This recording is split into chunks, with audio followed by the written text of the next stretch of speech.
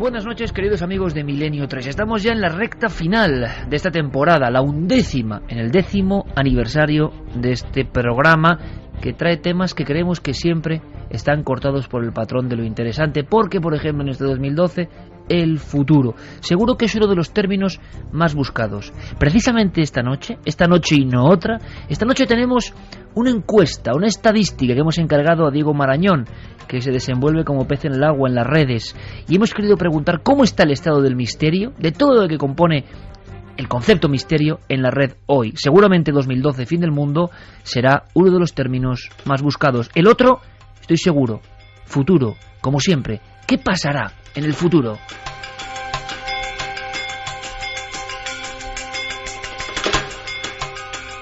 Porque desde el principio del tiempo, desde esas cavernas que siempre comentamos como epicentro y quizá raíz de todos los misterios, el hombre quiso saber cuál iba a ser su devenir, qué iba a pasar más allá. Siempre vivimos con la incertidumbre de que al día siguiente pueden pasar cosas insospechadas. La vida, en el fondo, es un enorme misterio, y el futuro es uno de los conceptos que más asombran al género humano. Y podíamos unir incluso los dos términos, humano y futuro, porque hay una disciplina, una ciencia, una serie de personas que investigan intentando preguntarse, intentando descubrir cómo seremos, de qué material estarán hechas nuestras incluso proporciones antropomórficas.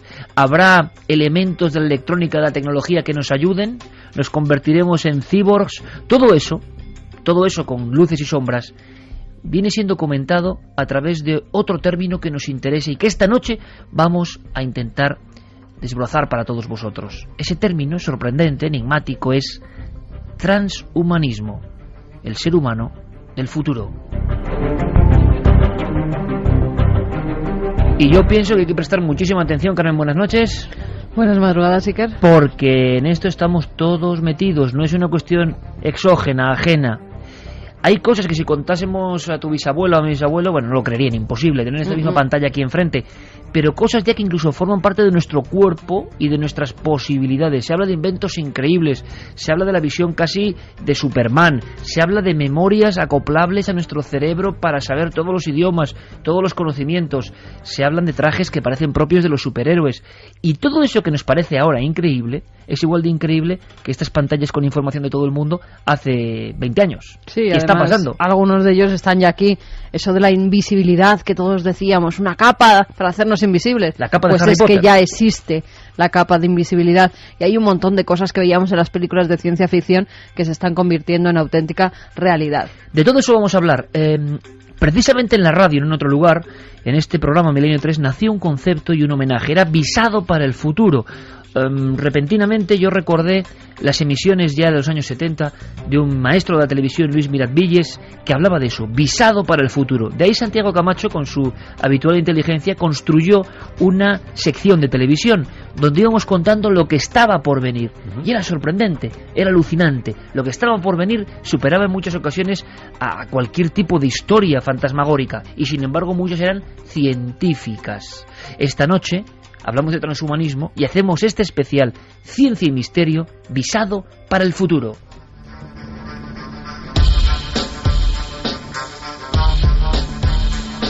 Santiago Camacho, compañero, buenas noches. Buenas noches, Iker. Transhumanismo. Podemos hacer, vamos a decirlo así, una definición más o menos de ese concepto. ¿Y ahora entramos en materia? Claro que sí, porque en el fondo lo que vamos a hablar esta noche es de una trascendencia capital. Vamos a hablar de lo que se está pensando que sea la sociedad y sobre todo el ser humano del futuro. Y estamos hablando de un concepto filosófico, es una propuesta filosófica para el tercer milenio. Estamos hablando de que la historia de la filosofía no se acaba en el siglo XX con el existencialismo o el materialismo histórico o el positivismo, sino que en este siglo XXI también han surgido y van a surgir nuevas tendencias filosóficas que intenten modificar al ser humano y a la sociedad. El transhumanismo es una idea que intenta hacer que trascienda al ser humano, que el ser humano tome control de su propia evolución para convertirse en algo que ya no es humano, que es transhumano. De ahí viene más allá de lo humano. Más allá de lo humano. Y es una idea que tiene defensores, y algunos escucharemos esta noche, muy célebres, muy notables y muy inteligentes, y detractores igualmente reconocidos en el mundo académico. Francis Fukuyama, que por ejemplo se hizo célebre con su teoría del fin de la historia, que con toda la humildad yo creo que resbaló un poco, considera el transhumanismo la idea más peligrosa de la historia de la humanidad, porque precisamente es una idea que en último término lo que pretende es acabar con la humanidad, que la humanidad sea otra cosa. Y en cambio pues hay auténticas casi movimientos religiosos, como el movimiento extropiano, que dirige un personaje que se hace llamar Max More, que tiene también importantes seguidores en algunos centros académicos. Es una personalidad muy seguida. En el mismo MIT las obras de More, o se le invita muy frecuentemente a dar conferencias. Es un tipo cuyos planteamientos son muy seguidos por los estudiantes y buena parte del profesorado, que abogan porque ya mismo cualquier ser humano tenga la capacidad, no solamente económica, sino que las leyes le autoricen a insertar en su propio cuerpo las modificaciones que la ciencia le permita para vivir más tiempo, estar más saludable, estar más bello, es decir, cualquier cosa, ser más inteligente, cualquier cosa que rompa las barreras con las que nos ha dotado la naturaleza al nacer. Con Carlos Largo, Fermín Agustí y Jorge Martínez a los mandos de esta nave de sonidos y nave de profecía hacia el futuro, en este caso de visado hacia el futuro. El hombre es hijo de la naturaleza y el hombre llega a tener tal inteligencia, tal poder, que comienza a cambiar los designios naturales. ¿Es bueno o es malo? Hay una charla también filosófica en todo esto, evidentemente, que intentaremos tener. Es un programa muy especial porque desafiaremos a la muerte. Todos los seres humanos tenemos dos certezas únicas en nuestra existencia: que nacemos y que un día moriremos. Todo lo demás es incógnita. Pero la ciencia nos hará prolongar casi de forma eterna nuestra vida.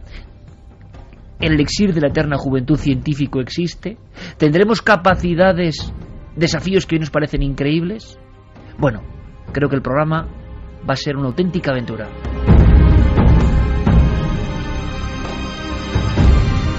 Milenio 3 en la cadena SER, y presento ahora mismo a otro de nuestros compañeros que se subió ya hace mucho tiempo a esta nave sin ningún tipo de temor a hablarnos de ciencia, pero de ciencia con misterio.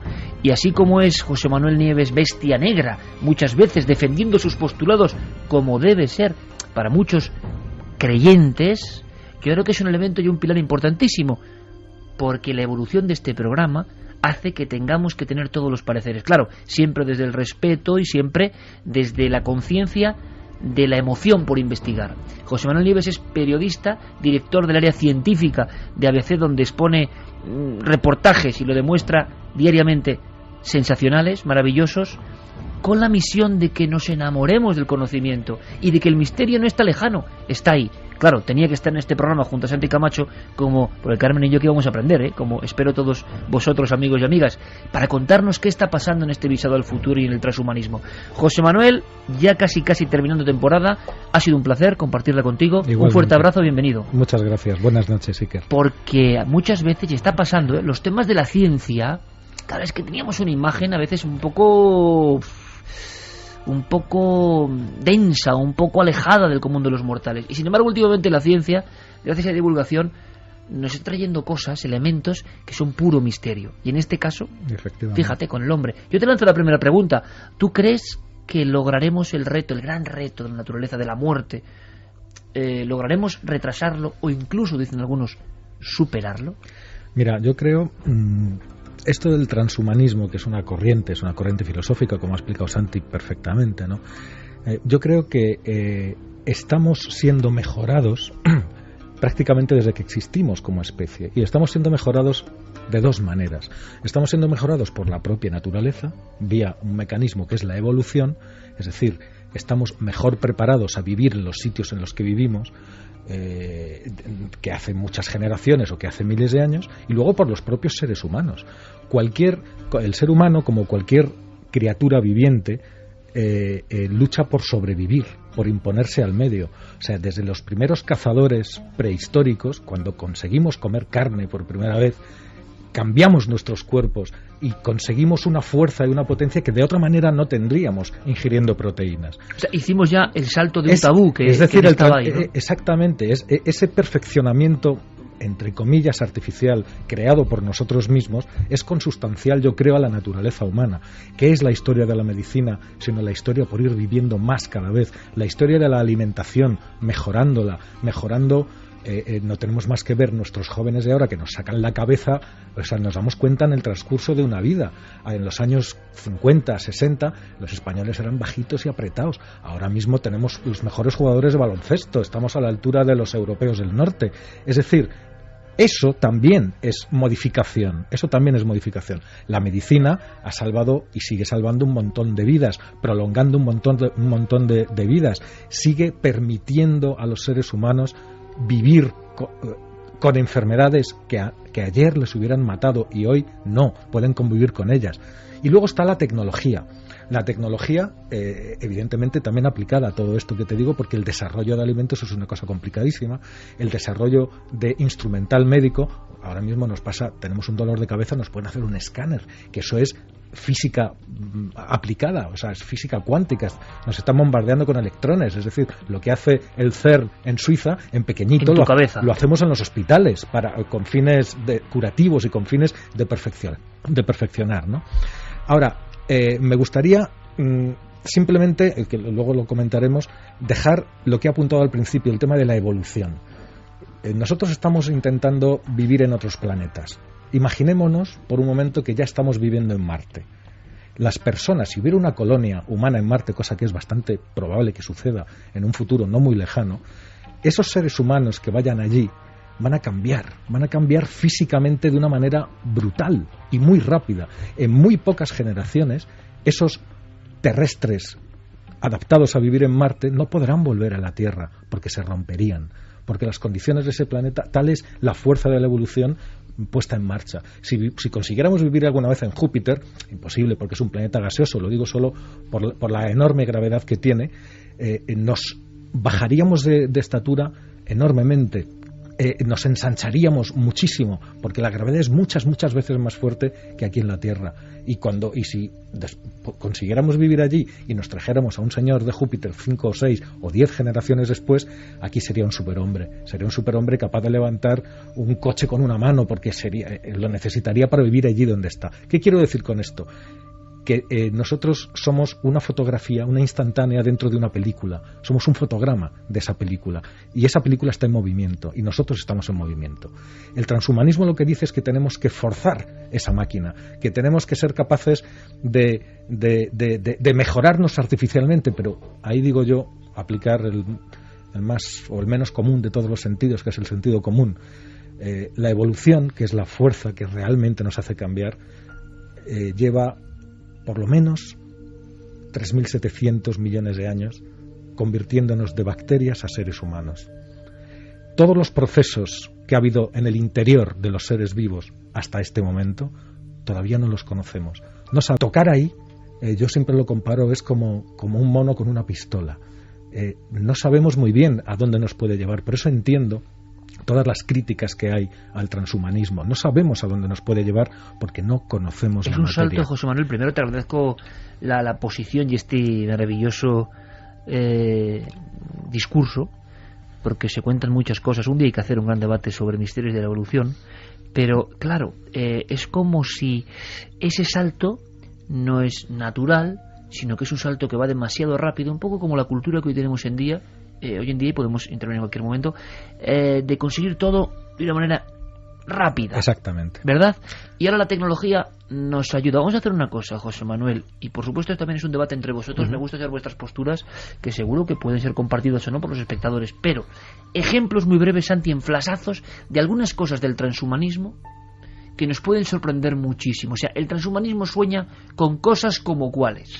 El transhumanismo sueña con cosas como seres humanos modificados mediante biotecnología, modificados para no solamente para vivir más años o para sufrir menos enfermedades, sino para tener capacidades incluso inéditas para el ser humano, para correr más rápido, para oír frecuencias que solo pueden oír los animales, etcétera, etcétera. Y que objetivamente se puede lograr eso. Luego hay un discurso ético, ¿no? Y que al menos los expertos en perspectiva piensan que eso es posible a medio largo plazo. Piensan también en integrar elementos cibernéticos, elementos de inteligencia artificial en nuestras propias mentes. Ahora escucharemos un par de cortes que nos van a sorprender por las cosas que plantean. Santi, vamos con eso porque a mí me parece muy sorprendente. Luego hablaremos de si convertirnos casi en superhombres. Pero lo del exocórtex o, por ejemplo, la inserción... una mente maravillosa. Que cualquiera de nosotros tenga una mente de verdad con fenómenos que ahora mismo serían del ámbito de la parapsicología, con poderes de telepatía real o aprendizaje en X segundos de todo un contenido. Todo eso está pasando y es una de las banderas, y esto es sorprendente.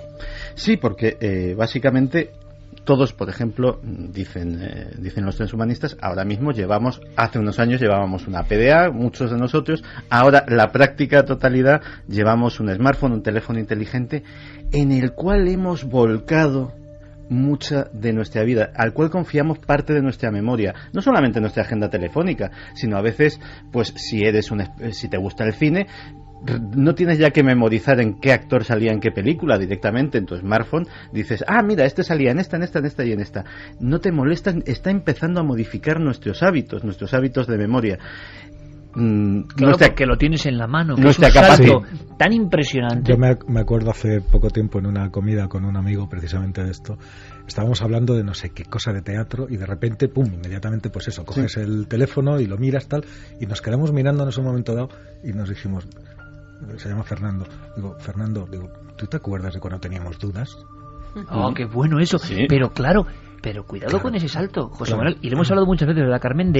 En la mano, entre comillas, ¿servirá de algo memorizar, como nos han enseñado a todos nosotros algunas cosas, cuando en la mano, en un dispositivo portátil, va a estar un porcentaje amplio de casi todo con un clic? Sí, la humanidad no se ha enfrentado jamás a eso. Es posible que eso lo puedas grabar dentro de un chip e insertarlo en el cerebro. De hecho, ese es el planteamiento. Se están haciendo cosas. Ahí va yo, a que la PDA, a que el smartphone termine dentro de tu mente. Pero fíjate, volviendo a ejemplos cotidianos como el que ponía José Manuel, claro, está muy bien mirar la alineación de un equipo de fútbol, el resultado de un partido, el reparto pero ¿cuántas veces los cuatro que estamos ahora mismo sentados a la mesa hemos estado compartiendo una comida con alguien? Y por la dinámica que sea, pues hay que pagar a escote. Y automáticamente, y es una cuenta sencilla, automáticamente alguien o varios sacan su teléfono móvil y ni se molestan en hacerla de cabeza, directamente esa capacidad de cálculo eso básica. Pasa en las escuelas también. Sí, se está perdiendo. Ya dejan hacer exámenes con calculadora y con la calculadora del móvil, exámenes de matemáticas. Pues mira, iba a saltármelo, pero os voy a pedir que me pongáis el corte 2. Os voy a presentar ya a uno que va a ser uno de nuestros cicerones en este camino. Raymond Kurzweil es un personaje notable a todos los efectos. Posiblemente si la figura de Leonardo, tan querida por nuestro Javier Sierra, tuviera algún reflejo en la actualidad, sería la de este hombre. Es un hombre que es músico, que es escritor, que es científico, inventor, y una persona, posiblemente un gurú de la perspectiva. Muchas de las inspiraciones para hacer esa sección de Visado para el Futuro vienen de ideas de Raymond Kurzweil. Perspectiva es ir pensando en lo que está por venir, ¿no? Efectivamente. Para que te hagas una idea, él inventó el primer sintetizador, el primer sampler que sonaba realmente. Si querías un violín, sonaba violín. Si querías un piano, sonaba piano. Él inventó la primera máquina de lectura para ciegos, que ponías una página y te leía la página. Claro, enseñaba, decía, la primera tiene este tamaño, y era una fotocopiadora. Ahora ya hemos hecho un programa para un smartphone. Pues este hombre es uno de los grandes defensores del transhumanismo, y sobre todo tiene una teoría que es la más controvertida en este campo, que es lo que él llama la singularidad. Él cree que el desarrollo científico y sobre todo el desarrollo tecnológico, y dentro de la tecnología el desarrollo informático y de la inteligencia artificial, va a ir escalándose a una velocidad en proporción geométrica superior, y que en 2040 más o menos va a ocurrir un acontecimiento que él denomina la singularidad, que es que la inteligencia artificial posiblemente se equipare o supere a la humana, las máquinas se puedan empezar a diseñar y mejorar ellas mismas, y haya una especie de unión hombre-máquina que cambiará el mundo para siempre. Vamos a escucharle un segundito y hablamos sobre el concepto. Ya hay personas que son cyborgs, que tienen máquinas en el cerebro. Por ejemplo, pacientes de Parkinson que llevan un dispositivo del tamaño de un guisante que sustituye las neuronas destruidas por la enfermedad y funciona como la región cerebral original.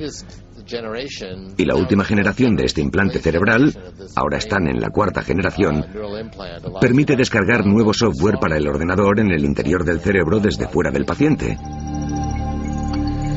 Esto es absolutamente inconcebible para muchos, estoy seguro. Esto es alucinante, y yo tengo hace mucho tiempo la sensación de que vivo en un mundo cuyo vértigo me ha superado, que puedes emplear hábilmente algunas cosas, pero que otras ya te han superado. Este programa es muy importante, el programa de esta noche es muy importante porque lanzamos la baraja hacia el futuro con cosas que, como creyeron muchos y luego se demostró, no son ciencia ficción, van a pasar. Ahora bien, el salto ese, José Manuel Santi, de insertar, hay algo que no acabo de entender, ¿cómo se interconecta una cosa biológica, es decir, una neurona de nuestro pensamiento, a un contenido tecnológico? Bueno, dos neuronas entre sí se conectan mediante electricidad, o sea que es muy sencillo. O sea, es energía eléctrica. Las neuronas, cuando hacen sinapsis, lo que están haciendo sinapsis es la unión de una neurona con otra a través de los dendritos, que son los filamentos que salen de la neurona y que se conectan en una red neuronal.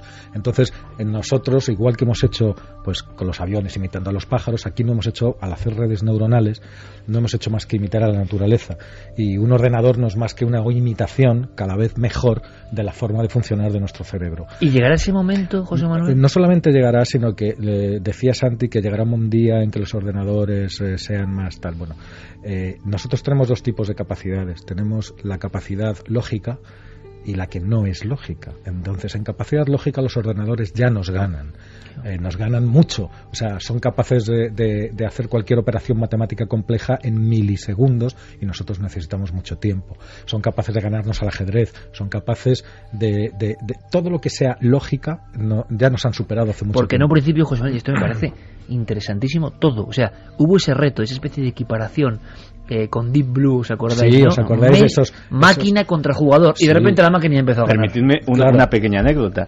Deep Blue tenía exactamente la misma capacidad de un iPad Gold. Exactamente. Es decir, a eso ha evolucionado. Pero a lo que quería llegar es que... Y en mente lógica nos han dejado atrás. Luego está la otra cosa, que son las emociones. Las emociones son un motor, como cualquier psicólogo sabe, que son una emoción impulsada por la lógica o apoyada por la lógica, hacen de nosotros lo que somos. Pero las emociones son importantísimas porque son un motor que nos hace ir hacia adelante.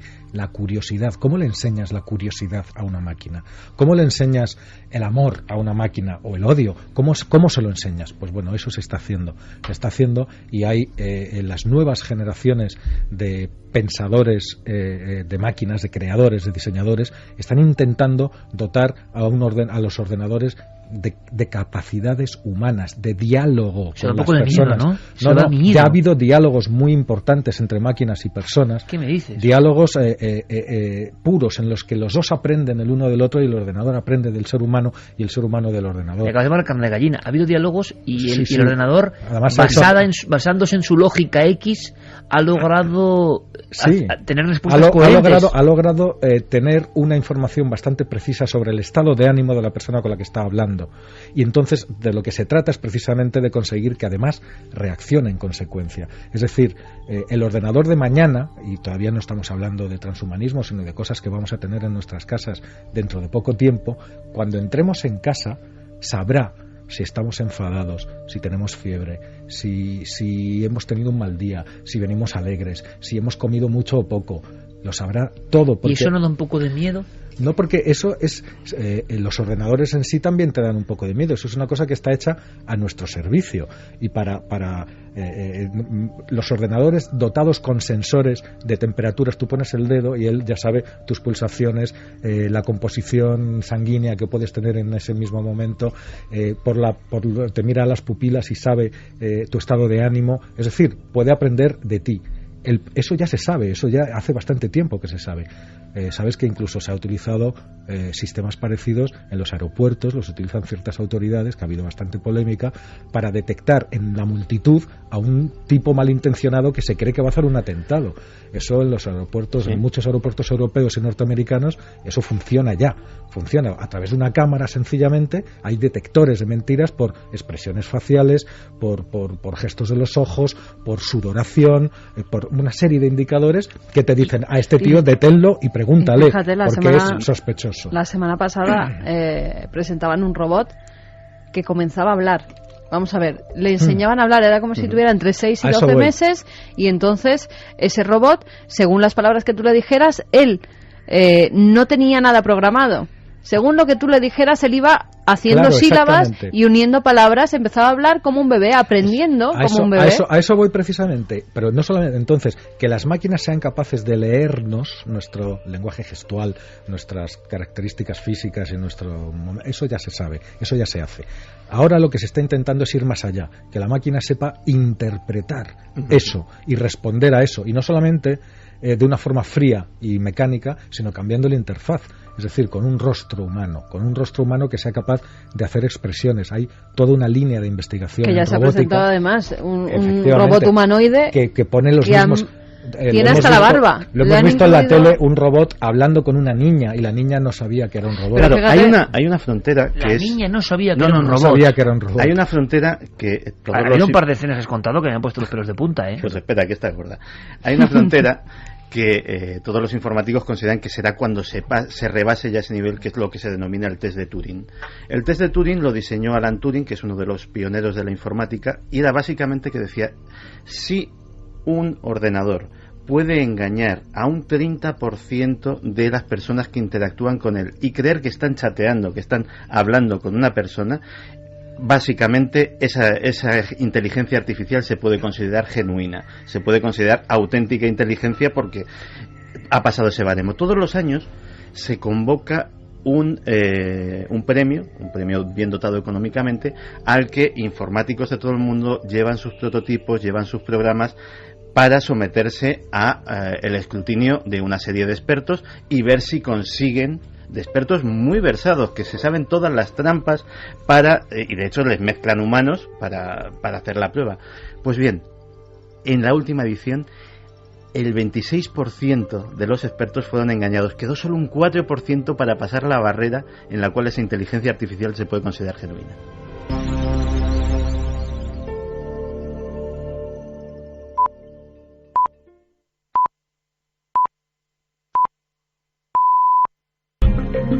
Transhumanismo, límites de la ciencia, visado para el futuro.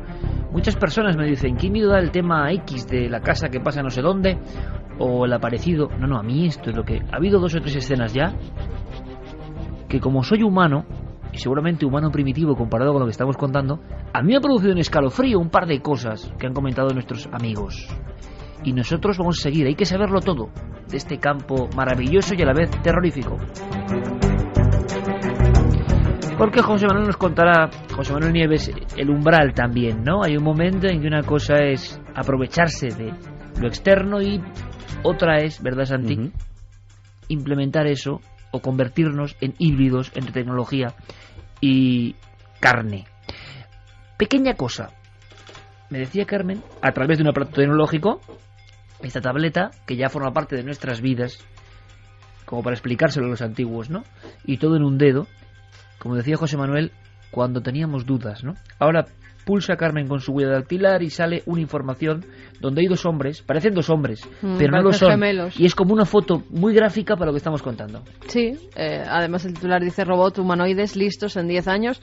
Pues Henry Zerchev es este señor que ha hecho un clon de él, un robot humanoide, pero hasta tal punto es tan exacto a él que le ha puesto a dar una conferencia como si fuera él, y los alumnos no se han dado ni cuenta, tan solo dijeron que estaba un poco rígido su profesor aquella tarde. Pero nada nadie más. supo la verdad. Nadie supo la verdad. Ha hecho la piel exactamente igual, con las mismas arrugas que él. Han puesto pelo a pelo de su barba, ¿Y la pelo voz? humano. ¿Ha dado una charla? Ha dado una charla. Lo cual no dice mucho de la atención de los alumnos. Bueno, José Manuel, pero es risas que luego, aparte, pero es que luego nos puede impresionante. ocurrir, Sí, que es sí, que sí. no ha habido algún Claro, robot pero de decía estos. que lo ha probado también, por ejemplo, en reuniones donde la gente sabía que le iba a presentar un robot y que han entrado, han saludado a los No, dos y no sabían puede cuál ser. era el Mira, robot. No, de hecho, Japón- hay un experimento no puede que es ser. el Cyberlover. Crearon un programa que se hacía pasar por un chico o una chica y que se metía en chats de gente buscando pareja. Arrasó, o sea, persona a la que tocaba, persona que se la llevaba de calle. Era una cosa absolutamente increíble y ninguno de los que estaban chateando con esa Y persona no era humano. Y no era humano, sospechaba que estaba Mira, hablando los con que una están máquina. más versados o los que están más emocionados con esto son los japoneses, que tienen dentro de su cultura, yo creo que serán los primeros en tener robots domésticos, en tener robots para todo y en enviar sustitutos robots a determinadas tareas que hay en lugar de uno mismo, ¿no? Y entre las investigaciones para la conducta del robot, para cómo se tienen que portar, están sometiendo a una serie de robots de última generación a charlas. Pues es como, pues sabes cuando la típica imagen del psicólogo que se sienta y hace una terapia de grupo en el que todos van contando sus experiencias y van preguntando y tal. Bien, pues están haciendo eso con los robots, mezclándolos con humanos, para que vayan absorbiendo y viendo las reacciones y ven cómo se comportan en ese entorno psicológicamente humano. Pero José Manuel, esto que está pasando está dejando atrás Pero- a películas bastante recientes sobre el hipotético mundo de Yo Robot, y están dejándolo atrás ya. Bueno, yo no diría tanto porque lo que están es lo que te decía antes, estamos en términos generales, ¿no? Los humanos estamos enseñando a los robots a sentir.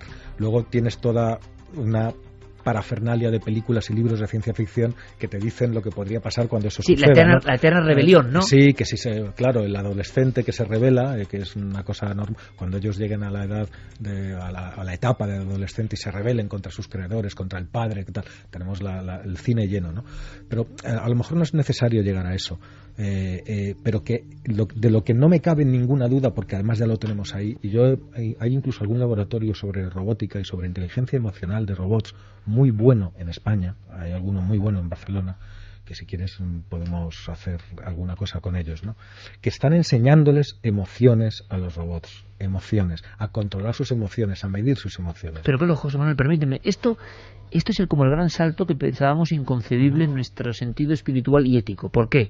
Tú lo has dicho muy bien al principio, la lógica. En lógica nos superan ampliamente. Claro. En prestaciones nunca vamos a correr como un coche ni a pensar como un ordenador. Pero ay, amigo, cuando lo más profundo del alma humana, que es la emoción y el pensamiento, la espiritualidad o ese libre albedrío que tenemos, esa conciencia, la conciencia, se pueda trasplantar, ahí hay como una cosa, una barrera que nos parece como inconcebible, y por otro lado damos un poder impresionante. O sea, el ser humano, el que pintaba en el castillo de Altamira, el milagro de esta especie, Sí. es que está llegando casi a reproducirse tecnológicamente, pero con mayor capacidad. Bueno, fíjate, ¿qué es en el fondo? ¿Qué es un trasplante? Un trasplante de órganos. ¿Qué es ponerte un corazón que no es el tuyo? Para que te sigas viviendo. De acuerdo, que eso no es tecnológico, pero ¿sabes la tecnología que hace falta para hacer eso? ¿Qué es coger la piel de un animal y ponerla en lugar de la tuya porque te has quemado el 90% o el 80% del cuerpo para que sigas viviendo? O sea, ¿qué es todo eso? ¿Qué es hacerte una transfusión de sangre, de ese fluido vital sin el cual no podemos hacer absolutamente nada? O de médula ósea, más todavía. ¿Qué es todo eso? Eso son formas... es verdad que son orgánicas, pero no tienen por qué, aun siendo orgánicas, no tienen por qué ser menos transhumanistas. Es decir, tú vete a la Organización Nacional de Trasplantes y te pueden enseñar centenares de personas que estarían muertas si esto no hubiera sucedido, si no se lo hubieran hecho en algún momento. Nada más España es muy activa en eso. En cuanto a la tecnología, hay una rama que es la llaman la bioinformática, pero eso no sustituye una conciencia, no, sino que te da a tu propia conciencia, te puede ayudar igual capacidades nuevas. Sí, igual que te está ayudando en la tableta que la tienes en la mano externa a tu cuerpo, o el teléfono, o el smartphone, o el ordenador, o la radio y la televisión, que también son inventos, igual que te ayudan, bueno, puedes miniaturizar esos circuitos, esos receptores, y interiorizarlos para que se comuniquen directamente con tu cerebro, para que te puedan dar, pero yo eso no lo veo ni misterioso, y lo veo además bueno, lo veo deseable, porque bueno, una operación de ojos, ¿no? Porque hay centenares y centenares y centenares de personas por ahí que van con cristalinos artificiales. Yo soy uno de ellos, por ejemplo. Yo no vería nada si no tuviera cristalinos artificiales, porque esta cosa del periodismo pues te quema la vista, y yo la tenía quemada desde hace ya unos cuantos años, y como ves no llevo ni gafas, ni lentillas, ni nada. Eso es... He mejorado mis ojos, perfecto, y ojalá pudieras mejorarlos todavía mucho más, ¿no? Entonces cada vez habrá cosas que te ayuden a mejorar capacidades o a mejorar la memoria. ¿Por qué no la memoria? Aunque tenemos una memoria que es infinitamente superior a la de cualquier ordenador. Es decir, no hay ningún ordenador que sea capaz de procesar la complejidad que procesa el cerebro humano. Eso sí que es un enorme enigma, ¿no? Claro, hay más neuronas en el cerebro humano que estrellas en la galaxia. Y eso es así por número, y no sabemos cómo interactúan entre ellas ni en base a qué patrones maravillosos. Por eso digo, y decía al principio, que a ver dónde tocamos, que cuidado dónde tocamos. Pero todo lo que sea bioinformática, es decir, utilizar tecnología para mejorar los miembros artificiales. Hace poco veíamos en todos los telediarios a un atleta ganando una carrera con piernas artificiales. Bueno, eso me parece maravilloso. Pero vamos a hacer una cosa, hagamos un salto de barrera, eso está claro, relativamente claro y aceptado, ¿no? También está clarísimo, claro, el enigma de la conciencia humana y de cómo es posible que todavía ni nos aproximemos a ese milagro extraño que hay dentro y que de alguna forma surgió. Pero yo voy a que ese milagro extraño del cerebro y las neuronas, tantas como estrellas en la galaxia, se hiperconecten con un chip. Santi lo ha contado de una forma muy gráfica y me gustaría que los oyentes lo supieran, porque yo ya lo sé, porque me lo contó. ¿Qué es? Imaginaste una tienda, fue absolutamente, yo creo que descriptivo. Una tienda donde nosotros dentro de X años entraremos a comprar ¿qué, Santi? Veremos una serie de pendrives, por ejemplo, ¿no? Sí, y podremos posiblemente comprar, vamos a verlo como una librería. Es una librería donde tú te compras un curso de piano, donde tú te compras un curso de inglés, donde tú te compras un curso de fontanería. El único problema es que no tienes que leerlo. Directamente eso podría ser un software volcado en tu mente.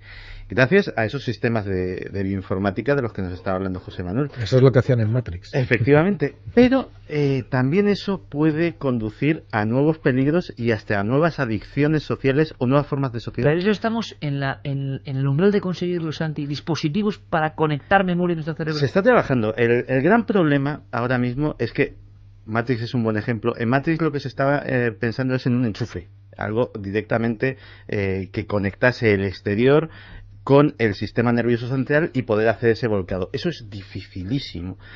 No imposible, o sea, se está trabajando en ello, pero dificilísimo. Los interfaces cerebro-máquina con los que se trabaja ahora son de inducción. Es decir, lo que hacen es un mapeado, es un gorro, para entendernos en términos, y hacen un mapeado de las emisiones electromagnéticas del cerebro, las interpretan y a su vez, por inducción, pueden ellos mismos generar ondas que modifiquen ese mismo funcionamiento cerebral. En ese tema se está mucho más avanzado. Son esos robots que, por ejemplo, ahora mismo están ayudando, esos brazos mecánicos que están ayudando a personas que están tetraplégicas, o son esos joysticks ultra sofisticados que nada más tienes que colocártelo en la cabeza, y algunos juegos muy sencillos pues los puedes controlar con la mente. Eso ya no es ciencia ficción. Pero eso del curso entero de inglés o de... teóricamente es posible. Mira, ahora mismo te voy a decir, por ejemplo, esto se ha hecho, por eso te lo voy a contar, que se ha hecho hace poco tiempo además, pues mediante esos métodos que estaba describiendo Santi tan estupendamente, han sido capaz de transformar en imágenes los pensamientos de una persona. Tú párate a pensar qué es eso. Es decir, yo tengo un recuerdo, me enchufan a una máquina y ese recuerdo aparece en imágenes sobre una pantalla. Sí, la pura ciencia ficción, tantas veces referida, bueno, pero tantas veces considerada imposible. Claro, entonces si tú eres capaz de interpretar esos impulsos eléctricos que están en tu memoria y de hacerlos revivir y de transformarlos en algo que sea inteligible para otras personas, utilizando los sentidos nada más, pues a través de ese mismo canal también puedes introducir otras cosas. Bueno, podríamos pensar en recuerdos falsos, que también, pero cualquier otro tipo de conocimiento también podría ser introducido si ya tienes el canal a través del cual eres capaz de extraer algo comprensible. Se ha abierto esa puerta, por lo tanto se puede utilizar en doble sentido. Se está abriendo, sí, se está abriendo. ¿Me vais a permitir que dé paso a un corte, al corte número 3, que viene al pelo sobre todo lo que está contando José Manuel y nos va a abrir todavía una vía de debate más apasionante de hasta qué punto puede cambiar la sociedad esa tecnología? Además, cuando queramos crear una realidad virtual, los nanobots desconectarán las señales procedentes de nuestros sentidos reales y las sustituirán por las señales que el cerebro recibiría si estuviéramos realmente en el entorno virtual, y sentiremos realmente que estamos en ese entorno virtual. Y no solamente será visual o auditivo, también táctil.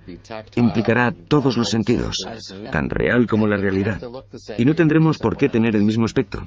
Podremos tener la apariencia de otra persona en un entorno de realidad virtual. Será como Matrix. Pasaremos mucho tiempo en entornos virtuales. Creo que alguna vez, Santi, esto provoca fascinación y como temor, ¿no? Es como si ya estamos imaginando un futuro lejano donde, claro... No, lejano nada. De lejano nada. Hay en realidad virtual hace más de 10, 15 años que se están haciendo pruebas maravillosas. Y yo he presenciado alguna y son alucinantes. ¿Cómo cuál? Pues por ejemplo, había te hablo ya, fíjate, esto está ya muy perfeccionado seguramente, pero te hablo de finales de los 90, el 99, 98, 99, se hizo un proyecto entre 10 universidades del mundo, 10 departamentos de informática, y el proyecto se llamaba Cyberpolis, que era ciudad virtual.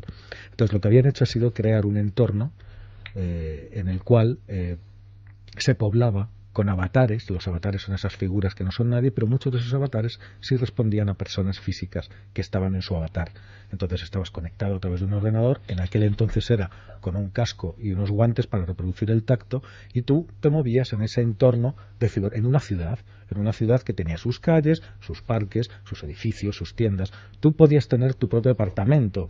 Tenías, de hecho, tu propio apartamento en Cyberpolis y entrabas con tu llave virtual y lo amueblabas con tus muebles que te comprabas en la tienda de muebles de abajo pagándola en dinero. Y podías poner tiendas... ¿Eso en el 99? Sí, por supuesto. Y esto está muchísimo más evolucionado. Tú podías quedar con un amigo, tú en Nueva York y tú en Sudáfrica, y entonces quedabais en Cyberpolis para ir al cine.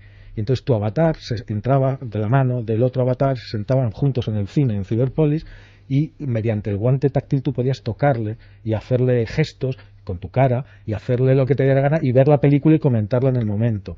Eso a nivel experimental se hizo. ¿Qué se pensaba? Se pensaba que esta creación de ese espacio virtual que está en el mismo lugar donde se hacen las llamadas por teléfono. Es decir, si tú te has parado a pensar dónde está esta realidad virtual, cuando tú y yo hablamos por teléfono, ¿dónde se produce la conversación? ¿En tu casa o en la mía? Pues en ninguno de las dos, ¿no? Se produce en un lugar X que está ni en tu casa ni en la mía, pero ahí estamos los dos hablando e interactuando. ¿Qué pasa? A través del cable telefónico solamente envías una cosa, que es tu voz, y aplicas un sentido, que es tu oído. Pero en Cyberpolis y en experimentos muy posteriores, que son muchísimo más complejos todavía, tú eras capaz de enviar más sentidos a través de ese cable telefónico, y enviabas la vista, y enviabas el tacto, y se están haciendo pruebas para enviar el gusto y el olfato también. Y pero, también se va si esto fue en el 99, con el vértigo exponencial y el crecimiento de la tecnología, pensemos ahora mismo en el 99 lo que había, y es la prehistoria. Pero bueno, tú sabes cómo descubrieron... Entonces, ¿qué pasa ahora mismo? ¿Qué se estará haciendo ahora mismo en algún lugar?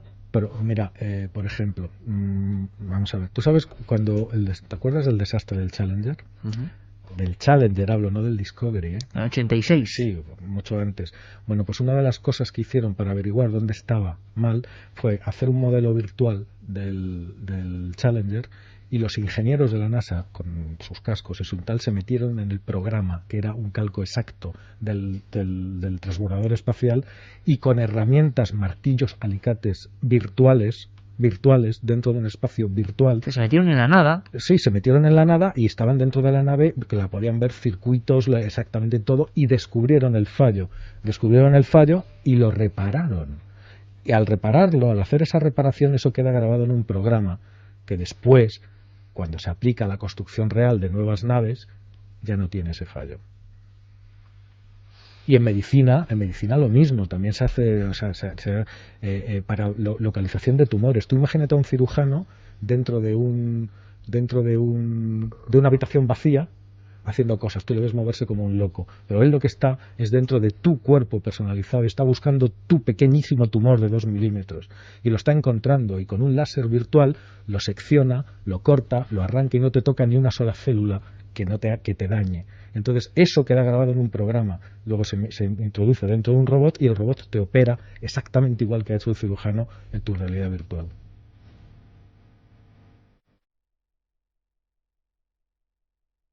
Sin duda, esta noche tan especial, en este visado para el futuro, habrá muchos ojos como platos en toda España y todo el mundo. Pero claro, esto es una realidad, la estamos viviendo, aunque algunos no podamos. ¿Qué pasa? Que da miedo, en el corte que había puesto Santi antes decía que te desconectaban de tus sentidos. Es que... Sí, y que tú tenías otra apariencia incluso. ¿Qué puedes hacer cuando tú ya no eres? Cuando tú ya no eres el que controla tus sentidos, ¿qué pueden hacer contigo? Tú en Ciberpolis podías elegir ser blanco, negro, alto, bajo, gordo, flaco, poner la ropa que te diera la gana. Claro, pero cuando te descontrolan tus verdaderos sentidos y te ponen otros diferentes, te pueden hacer que mates a alguien y tú no seas consciente. Hay una pregunta muy interesante, bueno, eso ya estamos que como José Manuel dice, efectivamente los avances en realidad virtual son muy amplios, y uno se pregunta por qué la mayor industria de entretenimiento que existe actualmente, que es la del videojuego, no los ha aprovechado. Y la respuesta es muy curiosa, porque no es comercial. Y dices, pero ¿cómo que no es comercial si es maravilloso? Pues resulta que tiene una pequeña pega. El periodo de aprendizaje es muy largo. Y los efectos secundarios muy desagradables. Hasta que te acostumbras a la realidad virtual hay desorientación, cefaleas, se puede llegar a un mareo que produzca el vómito. Es que estás en otro mundo. Efectivamente. Y tu cuerpo percibes otro mundo. Y tu cuerpo percibe que eso es extraño.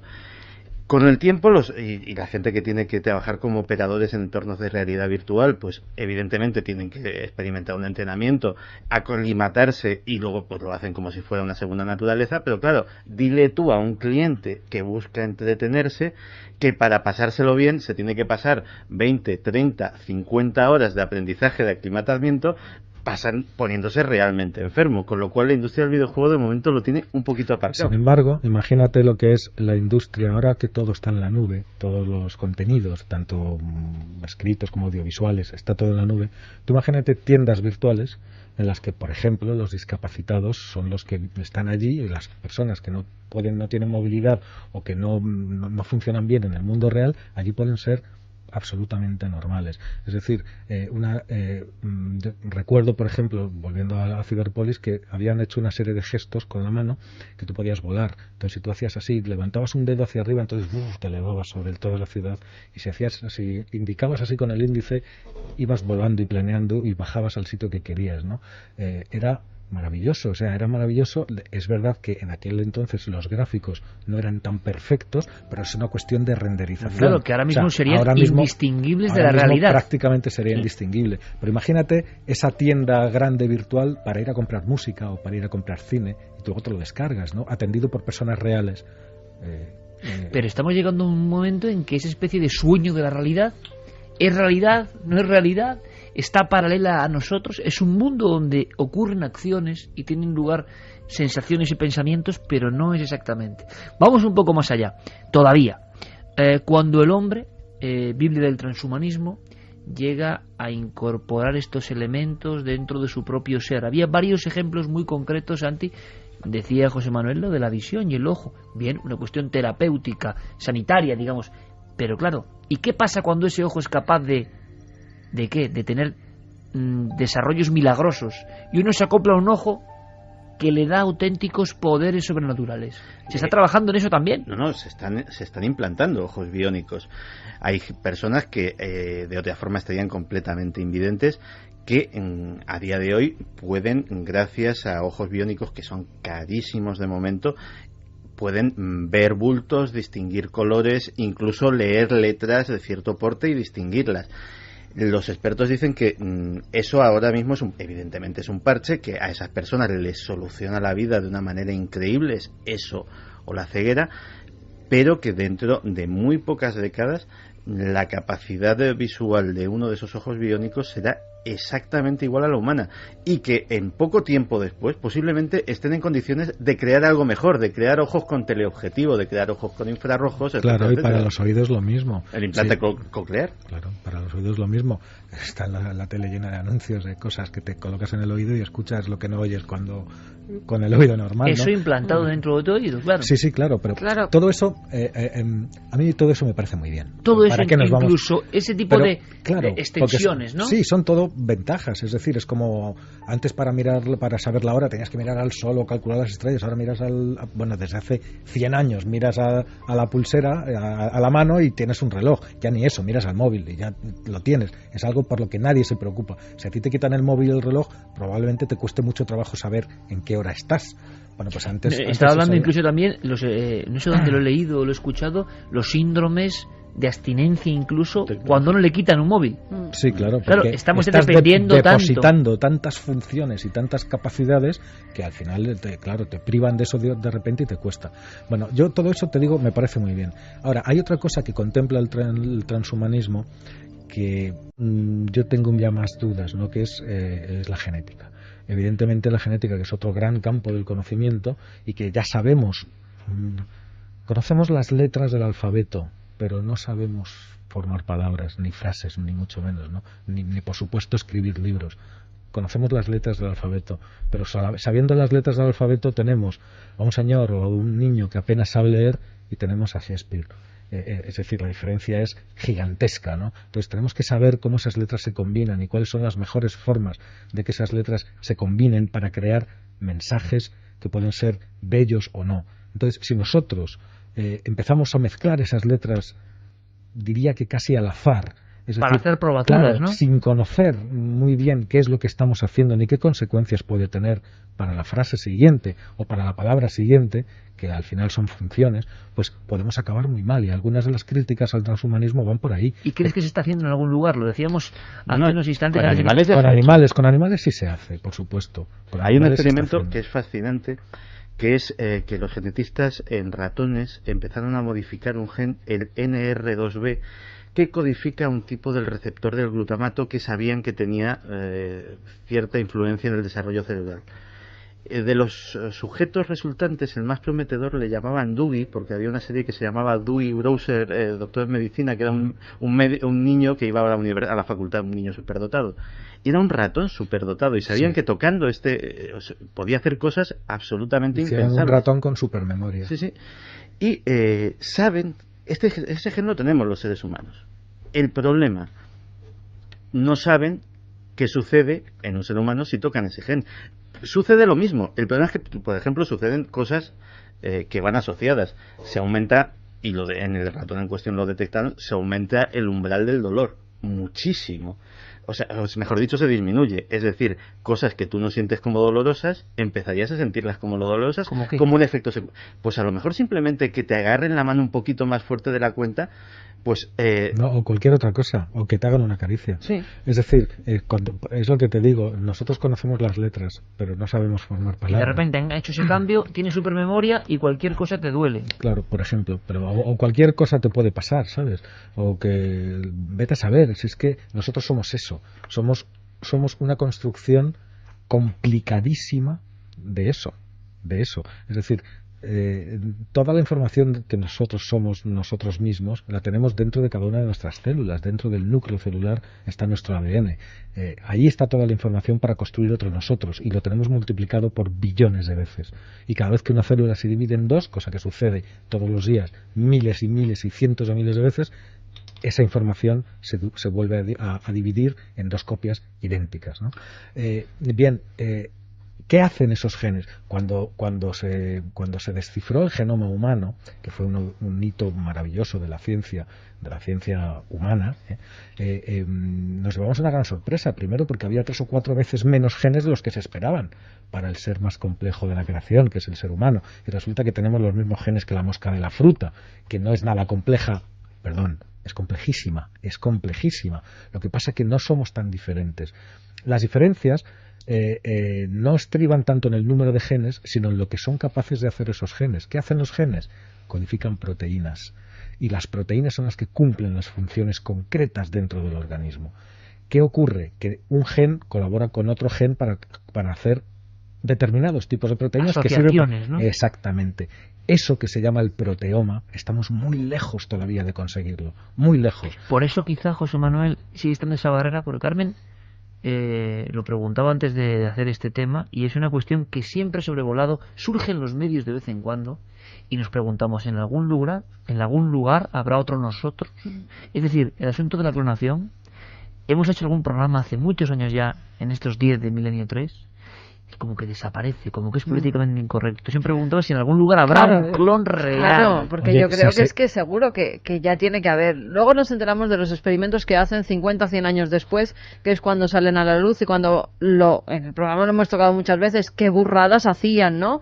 Cortando las cabezas de los perros, implantándolas en otros. Bueno, es que, vamos a ver, luego nos enteramos que pueden que estén ahora mismo experimentando con humanos lo que estamos hablando, y nos enteraremos. Es que perros, gatos y caballos ya se clonan. Y, claro, o sea, y aquí se te muere la mascota, quiero decir, es que precisamente la técnica es la misma, es decir, lo único que nos separa es una barrera ética. Bueno, y esa barrera es que hay mucha gente que no es ética. Yo, por desgracia, en eso también soy bastante pesimista, porque siempre que ha sido posible hacer algo, alguien lo ha hecho.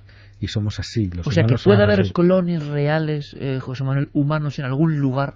Yo no lo sé, pero que es posible, sí que es posible, porque ahora mismo, ya te digo, pagas $100.000 y el perrito que se da, el típico perrito que se le ha muerto a la señora millonaria que no podía vivir sin él, pues se lo clonan y lo vuelve a tener otra vez, y eso lo están haciendo, ¿no? Y lo están vendiendo. De todas formas, nos implantan cosas en nuestro cerebro, empezamos a ser casi como máquinas. Y estamos hablando en otros programas de llamaradas solares que hace que los móviles se desconecten todos. Entonces, ¿qué haríamos? Nuestros cerebros se desconectan todos con una llamarada solar y todo se va al garete. Tanta tecnología para nada. Empezamos a depender de ondas electromagnéticas sensibles. Porque es un problema que si nos lo encontramos ya con las máquinas que utilizamos, cuando lo tengamos dentro de nuestro cerebro, va a acabar con todos nosotros. Algunos pensarían en un mensaje postrero de la naturaleza, en plan Dr. Frankenstein, ¿no? Descontenta con la criatura. Hemos querido jugar a ser dioses y... Claro, ahora lanzo una llamarada y desconecto todo este mundo, tan frágil por un lado, tan maravilloso por otro, porque a mí me sigue sorprendiendo muchísimo, José Manuel Santi, que esta especie esté logrando estas cosas. Por ejemplo, yo muchas de las cosas que se están contando aquí no tenía conciencia de que estaban ya en marcha, y uno se queda absolutamente asombrado. ¿Sabes lo que pasa? Que hay que relativizar, Iker. Hay que relativizar esto, porque a nosotros nos parece, y a mí soy el primero, siempre lo he dicho, además, que me parece maravilloso que una criatura tan pequeña, en un lugar que es la Tierra, tan pequeño, en un sistema solar que es tan pequeño dentro del todo, haya conseguido, con su cabeza, con su cerebro, abarcar la totalidad, o por lo menos una parte importante de esa totalidad. Ahora bien, tenemos que tener esta perspectiva. Nosotros todavía no hemos tenido éxito. No hemos tenido éxito como especie todavía. No somos nada. Somos muy poquita cosa. La vida en la Tierra tiene como casi 4.000 millones de años, 3.700 millones de años. Durante los 3.000 millones primeros de años, la vida eran bacterias, que son los auténticos reyes de la creación. Siguen siendo actualmente, cuando nosotros, los organismos complejos, los pluricelulares, los que se hacen de más de una célula, las bacterias son de una sola, fueron un experimento de la naturaleza que empezó hace 600, 700 millones de años y que irradió hacia todo lo que nosotros sabemos, los insectos, los crustáceos, los peces, y más tarde los mamíferos, las aves, los dinosaurios, todo eso. Pero todo eso es una excepción dentro del reino de las bacterias, que es en el que estamos. No nos olvidemos que estamos en el reino de Arquea, y Arquea son las bacterias, no nosotros. Nosotros, los seres pluricelulares. Es decir, para que esto tenga éxito, bueno, y dentro de la historia de los seres pluricelulares, nosotros ocupamos la última palabra del último renglón, porque acabamos de llegar aquí. O sea, los humanos estamos recién hechos. Para que podamos decir que tenemos éxito y que hemos tenido éxito como especie, primero deberíamos de ser capaces de vivir en más lugares de donde vivimos. Y segundo, deberíamos de vivir o de sobrevivir la suficiente cantidad de tiempo como para que sea una cantidad de tiempo representativa del pero total. Entonces vamos con esa, por ejemplo, capacidades. Claro, no podemos vivir en el mar. No podemos desafiar a la muerte, o hasta qué punto. Ese era otro de los ámbitos importantes del transhumanismo. ¿Recordáis algunas películas famosas? De hecho, no podemos vivir casi en ningún sitio. Es que no podemos vivir en ningún lado. Es que si no tenemos casas con aire acondicionado y agua corriente, no podemos vivir. Es que nos sueltan en el campo a 5 kilómetros y no podemos vivir. No en el mar, en la tierra. No podemos vivir si hace mucho calor, ¿no? Hay que tener muchísimo respeto. Yo lo único que digo, y lo seguiré diciendo esto, es que cambian y que te van enseñando todo el Museo del Prado dentro del mismo cuadro al ritmo que tú le quieras poner, porque van cambiando la disposición de los átomos que forman la pintura y te están generando en el momento, según como estén programados, el cuadro que tú quieres ver, ¿no? Por ejemplo, o miles de otras cosas. Pero toda esa revolución de los materiales, de los nuevos materiales inteligentes, porque van a llevar la tecnología dentro y al final van a ser todo polímeros artificiales muy maleables, muy blandos, de forma que cuando tú no tendrás un teléfono, tú tendrás un teléfono cuando tú quieras tener un teléfono, y cuando quieras desplegarlo más tendrás una pantalla grande, pues a lo mejor del tamaño de un portátil de 15 pulgadas ahora mismo, y cuando lo quieras enrollar lo enrollarás, y cuando lo quieras tener doblado lo doblarás. Y cuando lo hagas una bola y te lo metes en el bolsillo. Exactamente, y eso será tu dispositivo para todo, ¿no? Entonces, la ropa, tú no tendrás ya ni que comprar tallas, ni colores, ni nada, porque será la ropa inteligente que te dará aburrimiento. No, pero descarga el software y cambia. Pero eso es muy aburrido, eso de irte de tiendas no puede cambiar. Pero tú te vas a tener que conformar con una blusa que van a ser todas, Carmen. No, lo siento, pero por ahí yo sé que las mujeres no vamos a pasar. No, pero que no va a haber tallas, porque la talla va a ser perfecta, porque se va a adaptar a tu cuerpo. No vas a tener ni calor ni frío, porque te va a medir la temperatura y te va a dar la temperatura exacta que necesites. El color, el que tú quieras tener en cada momento, lo vas a tener con solo pensarlo probablemente, o hacer algún gesto. Con solo pensarlo. O el dibujo que tú quieras. Sí, exactamente. Entonces, toda esa revolución, es que Iker, somos jóvenes, todo eso lo vamos a ver. Es decir, no es para dentro de tal, es que eso lo tenemos en las puertas.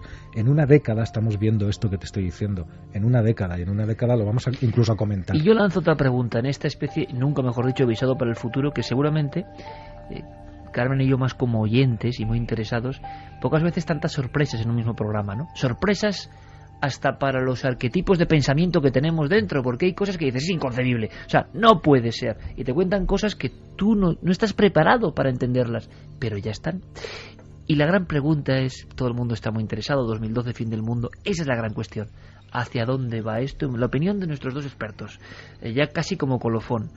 ¿Esto es hacia la gloria de la especie, hacia la supervivencia de la especie, hacia la coherencia de la especie, hacia la bondad de la especie que supera la maldad, o al revés, hacia la autodestrucción? Y una autodestrucción además muy gráfica, ¿no? Porque esto es como una bomba que al final no tiene salida si se utiliza para mal.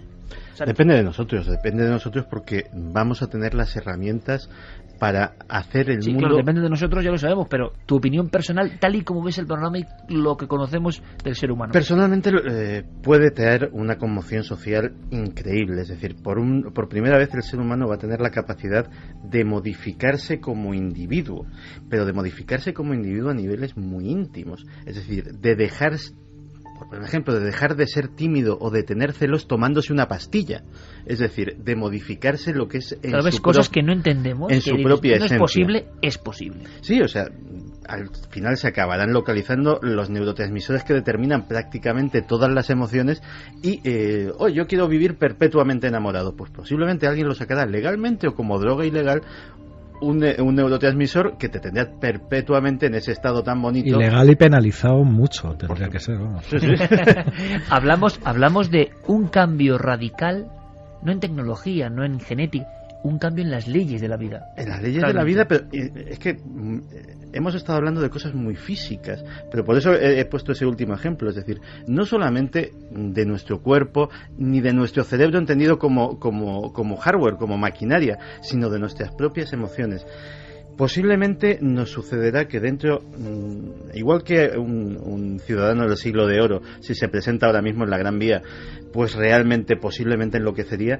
Yo creo que ese estado de confusión lo que ha hecho es acelerarse, y que posiblemente, si sin previo aviso, sin haber vivido esa evolución, nos colocan en la Gran Vía de dentro de 100 años, nosotros ya no seríamos capaces de entender absolutamente nada.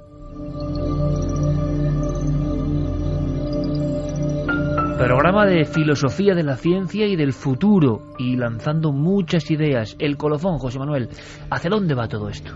Intuición. Sí, yo creo que estamos en el umbral de algo, de un cambio, de otro cambio, de ayudas, tanto tecnológicas como médicas, como biológicas, que nos pueden ayudar en ese camino. Yo siempre he sido muy optimista en cuanto a las capacidades del hombre.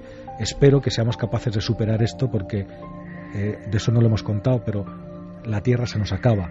Y se nos acaba, tiene fecha, eso tiene una fecha de caducidad. Y si no somos capaces de pegar ese salto, nos va a ir muy mal como especie, y ya va a dar igual lo que seamos capaces de hacer, ¿no?